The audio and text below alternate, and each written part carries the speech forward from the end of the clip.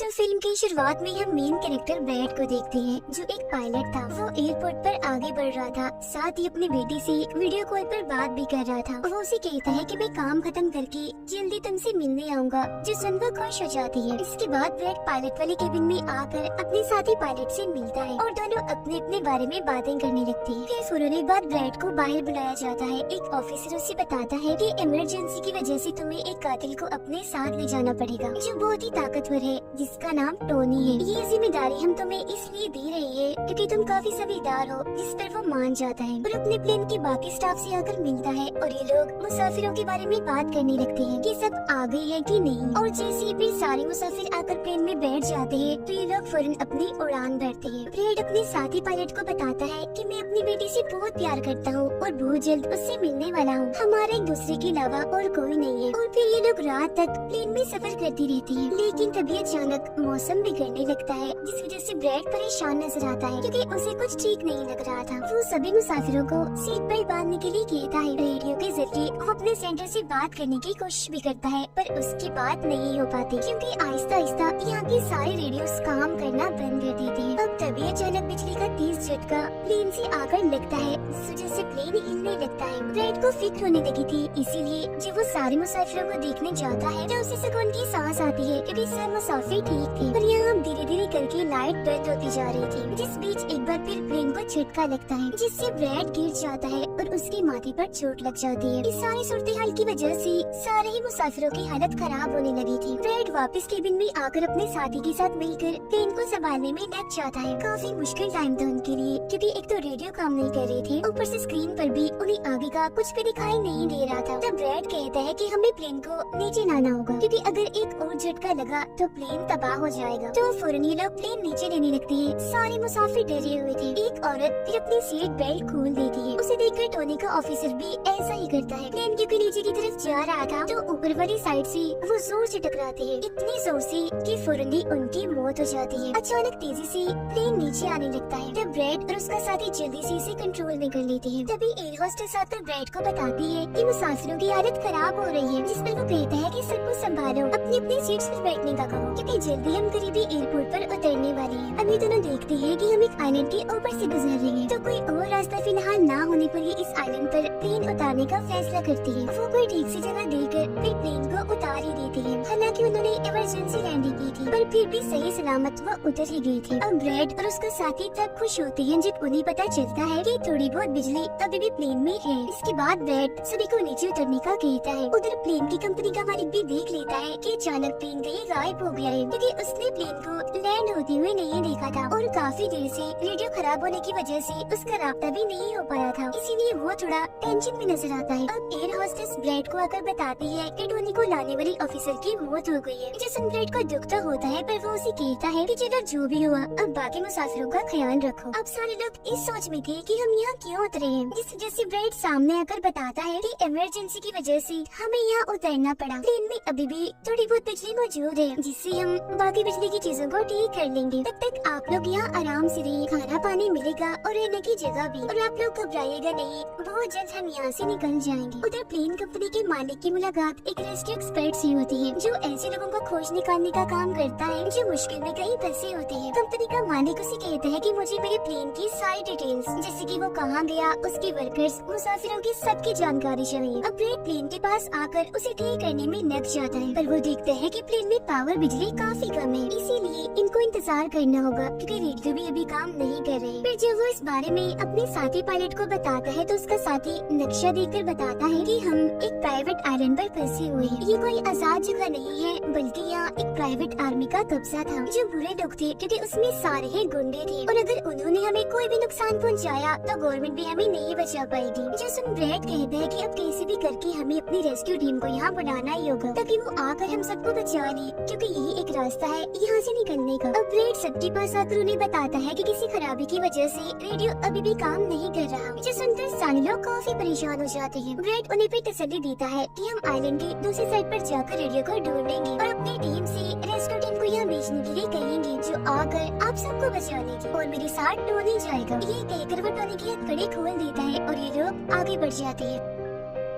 अब हम private army यानी जो बुरे लोग थे उनकी हेड को देखते हैं, जिसके पास एक आदमी आकर बताता है कि यहाँ आइलैंड पर एक प्लेन आकर रुका है इमरजेंसी की वजह से, और उसके अंदर बहुत सारे लोग हैं जो अलग अलग मुल्कों से हैं। जो सुनकर प्राइवेट आर्मी का हेड उसे पैसे देता है इस जानकारी की और फौरन अपनी टीम को तैयार होने का कहता है, क्योंकि शायद ये लोग उन्हें लौटने के इरादे से जाने वाले थे। आइलैंड के जंगल में ब्रैड और टोनी आगे बढ़ रहे होते हैं। टोनी ब्रैड से पूछता है कि तुमने मुझे आजाद क्यों किया और अब कहाँ लेकर जा रहे हो? तो ब्रैड उसे कहता है क्योंकि मैं तुम्हारी वजह से सबको खतरे में नहीं डाल सकता, और यहाँ एक खतरनाक प्राइवेट आर्मी है जिसका मेरे साथ मिलकर तुम्हें सामना करना है। वो फिर और भी बहुत सारे सवाल ब्रैड से करता है और फिर अचानक ही चुप हो जाता है। तो जब ब्रैड पीछे मुड़कर देखता है तो टोनी वहाँ नहीं था, वो गायब हो गया था। तो रेस्क्यू एक्सपर्ट प्लेन की जानकारी निकालने में लग जाता है। एक वीडियो में वो ब्रैड को देखता है जो झगड़ते हुए मुसाफिर से लड़कर उसे काफी मारता है। अब उसकी लड़ने की मारते देखकर रेस्क्यू एक्सपर्ट काफी खुश हो गया था, जिसके बाद वो प्राइवेट कंपनी के लीडर से बात करता है। कहता है कि आप लोग तैयार रहिए, कभी भी आपकी जरूरत हमें पड़ सकती है, जिस पर वो हाँ बोलता है। जंगल में आगे बढ़ते हुए ब्रैड एक खाने पड़ी फैक्ट्री में जाता है, जहाँ वो एक बंद रेडियो मशीन को ढूंढ ही लेता है और फिर उसे ठीक करके फोन लगाता है। हेल्पलाइन पर उसकी बात होती है, जिन्हें वो अपने प्लेन और इस आइलैंड के बारे में बताता है, लेकिन लाइन में कोई गड़बड़ी होने की वजह से सामने वाला इंसान उसकी बात सुन ही नहीं पाता। जब उसे एक आइडिया आता है, वो ये सारी चीजें अपने बेटे को लिखवा कर उसे अपनी ऑफिस में बताने का कहता है। अब तभी एक आदमी आकर ब्रैड पर हमला कर देता है, तब वो उसे पकड़कर काफी मारता है और बेहोश कर देता है। तभी ब्रैड को महसूस होता है जैसे इस कमरे में कोई आ रहा है, इसीलिए जल्दी से वो छुप जाता है। पर वहाँ और कोई नहीं बल्कि टोनी था, जिसने बहुत सारे गुंडों को मारकर उनके हथियार ले लिए थे, और वो ब्रैड को आवाज लगाने लगता है। पर जब ब्रैड सामने आता है तो कुछ हथियार वो उसे भी दे देता है। इसके बाद ये दोनों नीचे की तरफ आने लगते हैं। तब यहाँ उन्हें एक कैमरा मिलता है जिसमें चल रही वीडियो से उन्हें पता चलता है कि वो खतरनाक प्राइवेट आर्मी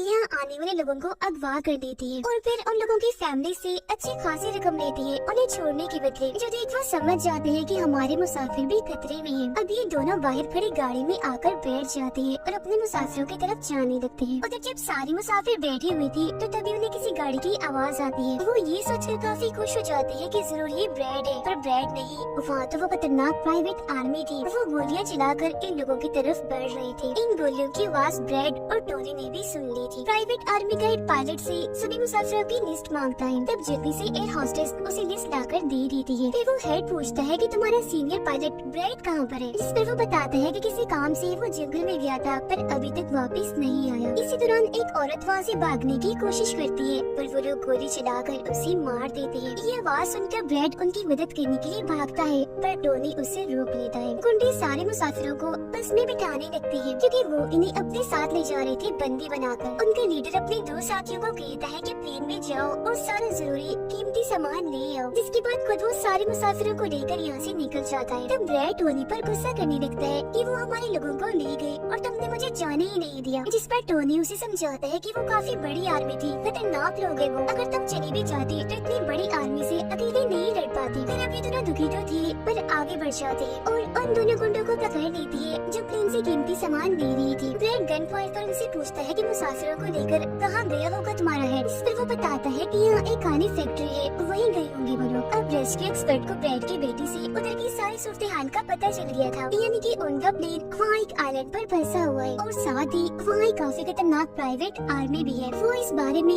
प्लेन कंपनी के मालिक को बताता है, जिस पर वो कहता है कि फौरन अपने प्राइवेट टीम और रेस्क्यू टीम को भेजो। फिर ये लोग जैसे तैसे करके उस आइलैंड और उनके प्लेन को ढूंढ लेते हैं, जहाँ इनके बीच फैसला होता है कि प्राइवेट टीम का लीडर सबसे पहले वहाँ जाएगा अपनी टीम के साथ। उधर एक गाड़ी के जरिए ब्रैड और टोनी फैक्ट्री की तरफ जा रही थी, जिसके पास पहुंचकर ये चुपके से अंदर घुस जाते हैं, जहाँ वो सारे गुंडे मुसाफिरों की वीडियोस बना रहे थे, ये दिखाने के लिए कि कौन सा मुसाफिर किस मुल्क से। अब प्राइवेट टीम भी प्लेन के पास पहुंच जाती है, पर इन्हें जब वहाँ कोई नहीं दिखता तो टीम का लीडर प्लेन के अंदर जाकर चेक करता है, जहाँ 2 लोगों की लाशें थी। इसके अलावा वहाँ ब्रैड का छुड़ा हुआ मैसेज भी मिल जाता है, जो कि उस फैक्ट्री तक आने का रास्ता था। फैक्ट्री में दोनों छुपकर उन गुंडों पर नजर रख रही थी, जिनमें से 2 गुंडों को वो पीछे से आकर पकड़ लेती है और मुंह बंद करके उनका दम घोट देती है, जिससे उनकी मौत हो जाती है।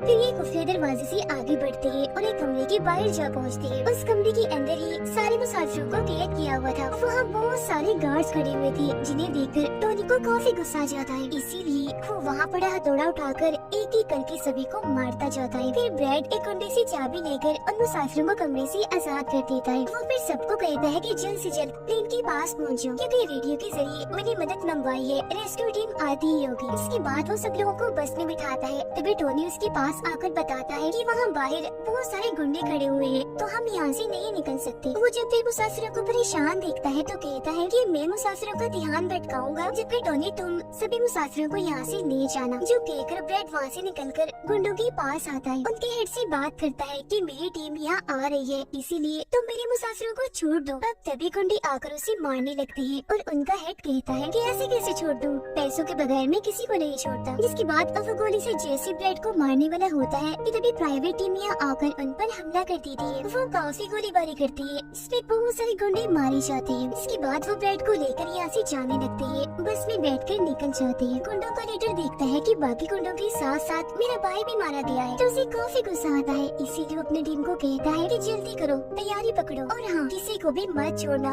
एक एक को चुन चुन कर मार देना। गाड़ी में ब्रैड उस प्राइवेट टीम से बात करने लगता है, तब उनका हेड उसे बताता है कि हम छोटी सी प्राइवेट टीम है जो बस तुम्हें यहाँ बचाने की मिशन में आई है, क्योंकि हम कोई रेस्क्यू टीम नहीं है। उन्हें आने में तो अभी और भी वक्त है। जो सुन ब्रैड घबरा तो जाता है, पर कहता है कि कोई बात नहीं, मेरे पास एक आइडिया है। इसके बाद ये लोग भी प्लेन के पास आ जाते हैं, जहाँ सारे मुसाफिरों को टोनी पहले ही ला चुका होता है। ब्रैड फिर अपने लोगों को कहता है कि प्राइवेट टीम हमारी मदद करने यहाँ आ गई है और अब उनकी मदद से हम प्लेन को चला लेंगे और फौरन यहाँ से निकल जाएंगे। तो आप सब लोग जल्दी से प्लेन में बैठ जाएं, क्योंकि हम रेस्क्यू टीम का इंतजार नहीं कर सकते, उन्हें आने में वक्त है और अगर हम यहाँ रुके तो उस खतरनाक आर्मी के हाथों मारे जाएंगे। जो सुनकर सारे लोग प्लेन में बैठ जाते हैं, जबकि ब्रैड प्राइवेट टीम के लीडर के साथ मिलकर प्लेन को ठीक करने में लग जाता है। जहाँ तभी वो गुंडे आकर इन पर हमला कर देते हैं, जिनको देखकर प्राइवेट टीम उन्हें रोकने में लग जाती है और यहाँ दोनों तरफ से काफी गोलीबारी होती है। पर इस टीम के पास काफी अच्छी गन्स थी, तो वो बहुत सारे गुंडों को मार गिराते हैं। ब्रैड टीम के लीडर को बताता है कि मैं अगले 5 मिनट में प्लेन को स्टार्ट कर दूंगा, मतलब कि चला दूंगा, जिसके बाद हम सब लोग उड़ान भरेंगे। फिर वो टोनी का शुक्रिया भी अदा करता है कि तुमने मेरा इतना साथ दिया। फिर ब्रैड गोलियों के बीच से होता हुआ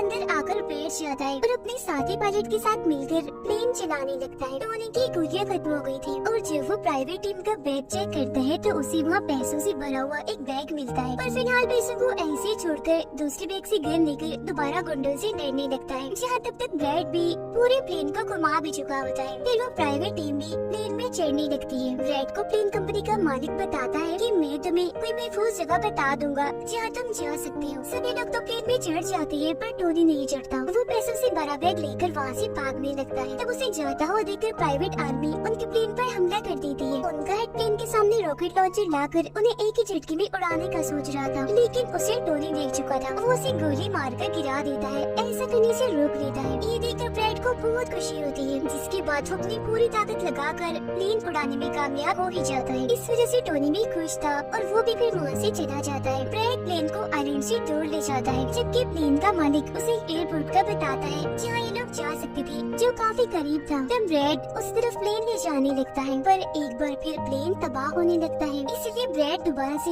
इमरजेंसी लैंडिंग करवाता है और उनका प्लेन नीचे आने के बाद जंगल के रास्ते आगे बढ़ने लगता है। सब लोगों की जान बच गई थी, इसीलिए वो काफी खुश थे। उधर प्लेन कंपनी का मालिक और उसकी टीम भी बेहद खुश थी। ब्रैड और उसका साथी भी सुकून की सांस लेते हैं कि कम से कम उस आइलैंड से तो निकल आए थे और सबकी जान भी बच गई थी। कुछ ही देर में यहाँ इनकी रेस्क्यू टीम भी आ जाती है, जिन्हें देखकर सारे मुसाफिर खुश तो थे, साथ ही ब्रैड की बहादुरी पर तालियां बजा रहे थे। ब्रैड फिर सारे मुसाफिरों को रेस्क्यू टीम के साथ भेज देता है, जिसके बाद वो अपनी बेटी से बात करता है। वो इस बात से काफी खुश थे कि थैंक गॉड मेरे डैड जिंदा है। दोनों भाई बेटी बात करके बहुत खुश थे और इसी के साथ ब्रैड की बहादुरी की ये कहानी इधर ही खत्म हो जाती है।